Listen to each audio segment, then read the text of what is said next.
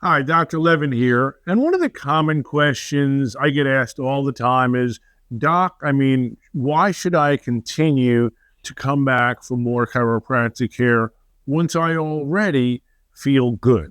Well, what I have to say to that is if you're 18, even if you're 24, you probably don't. If you have a little scoliosis, if you're always getting hurt, if you're playing a sport, an aggressive sport, and you're getting a lot of hits, probably you do.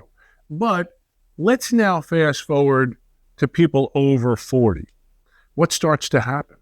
Well, once you get to a certain age, your joints just naturally get stiffer and they don't move as well. We know a young kid can move his neck, he can put his ear like all the way on his shoulder, right? But I'm 62 now and I see that's about 45 degrees and that's normal. But let's say you did this and you could only go 20 degrees. You might not have pain, but that is far from normal. So let's look at some joints, okay? So these are just depictions of lumbar vertebrae. This being normal with a nice thick disc. And as we can see, as people get older, the disc gets a little thinner. Then we can get thinner, we can get some sparring.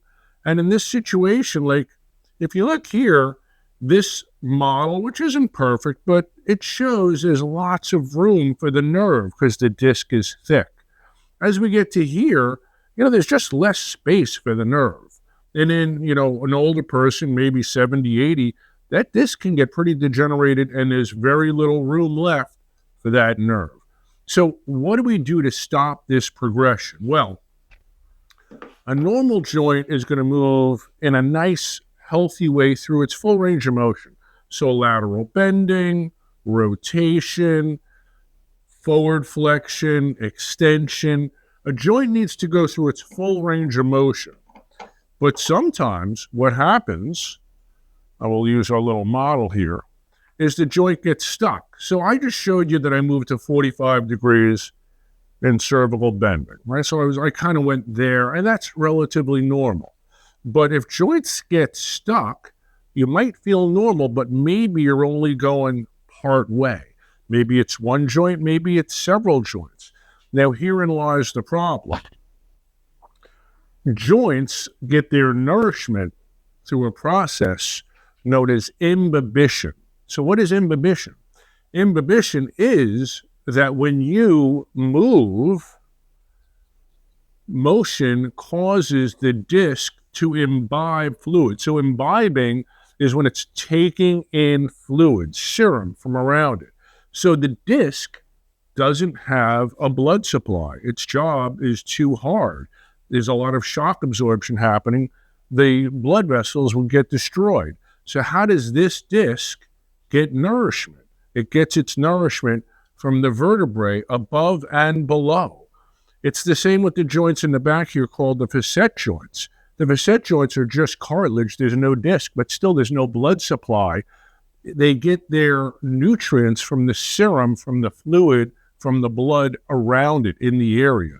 But that process heavily relies on motion.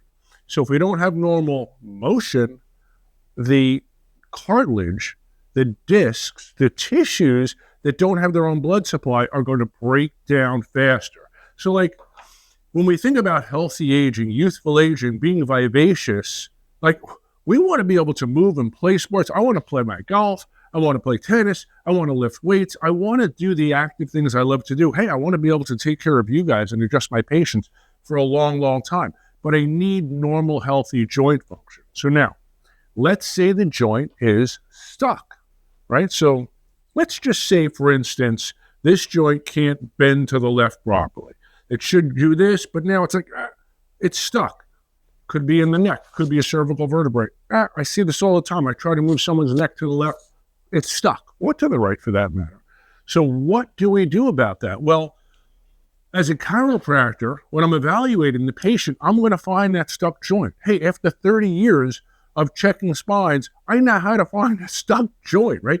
Joints are supposed to move a certain way, and if it's stuck in rotation or lateral bending or flexion or extension, I can tell, right? You could also tell by doing a motion x-ray. I might do that down the road, but for the most part, that's not necessary at this point in my career.